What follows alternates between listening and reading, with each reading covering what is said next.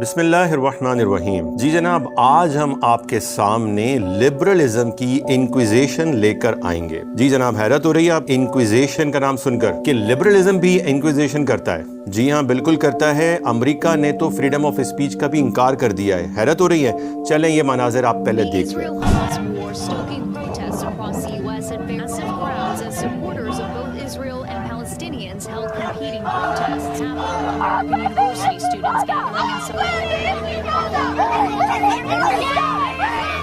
یہ مناظر مغربی دنیا کی مشہور ترین یونیورسٹی آف پینسلوینیا، MIT اور ہارورڈ کے ہیں۔ جو لوگ سمجھتے ہیں یونیورسٹیز کو، وہ جانتے ہیں کہ یہ یونیورسٹیاں پوری دنیا میں کتنا اہم مقام رکھتی ہیں۔ ان یونیورسٹیز میں غزہ کی حمایت میں طلبہ نے ریلیاں نکالی اور اسرائیل کے ظلم و بربریت کے خلاف آواز اٹھائی، کیونکہ ان کو سکھایا گیا ہے کہ امریکہ کی سرزمین پر ہر شخص کو اپنی بات کہنے کی آزادی ہے۔ لیکن جناب، طلبہ کے ساتھ ساتھ خود یونیورسٹیز کی پریزیڈنٹس تک حیرت میں مبتلا ہو گئیں، کیونکہ اسرائیل مخالف نعروں پر آزادی اظہار کے چیمپئن آپے سے باہر ہو گئے۔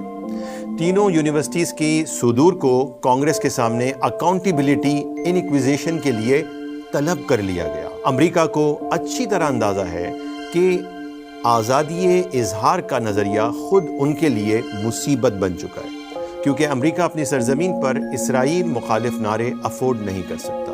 لہٰذا مسلمانوں کے حق میں اٹھنے والی آواز دبانے کے لیے ایک اصطلاح اینٹی سیمیٹزم استعمال کی جا رہی ہے۔ اینٹی سیمیٹزم کا مطلب بنایا گیا ہے یہودیوں سے نفرت کرنا۔ اس کو سام دشمنی بھی کہتے ہیں۔ اس اصطلاح کی آڑ میں ہوتا یہ ہے کہ آپ کو ہر بات کرنے کی آزادی ہے، مگر یہودیوں کے خلاف بولنے کی اجازت بالکل نہیں ہے۔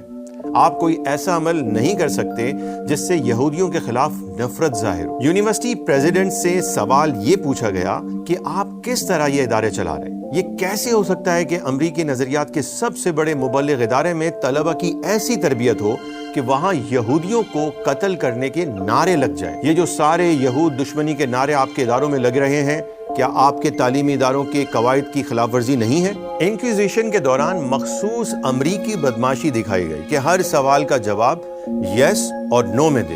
MIT's code of conduct or rules regarding bullying and harassment, yes or no? Does calling for the genocide of Jews violate Penn's rules or code of conduct, yes or no?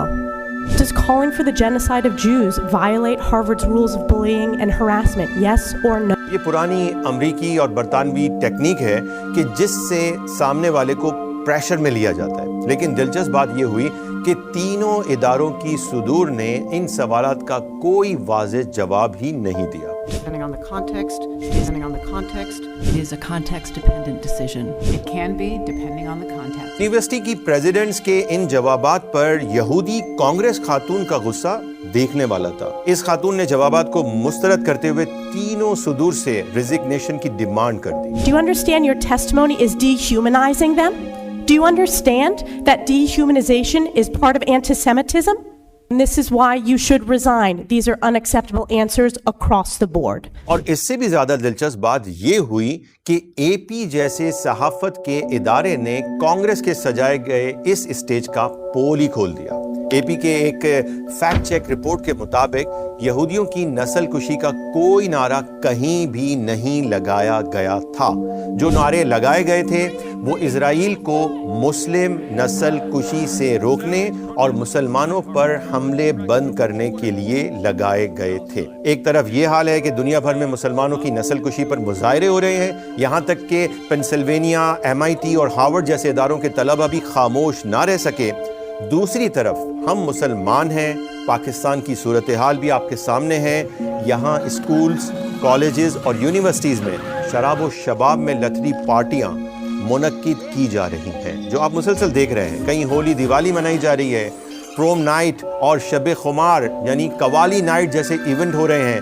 Sufi nights کا نام دے کر بچوں اور بچیوں کو بے حیائی کا زہر پلایا جا رہا ہے۔ کلچر کے نام پر ایکسٹرا کریکولر ایکٹیویٹی کی آڑ میں بے غیرتی اور بے دینی کا ہر عمل پروموٹ کیا جا رہا ہے۔ نہ تو حکومتی سطح پر امت کے لیے کوئی آواز اٹھی، ہم اپنی نسلوں کی حفاظت کے لیے اٹھ کھڑے ہوں، تو ہم آپ کو یہ خبر دے رہے ہیں کہ وقت پہلے ہی آ چکا ہے۔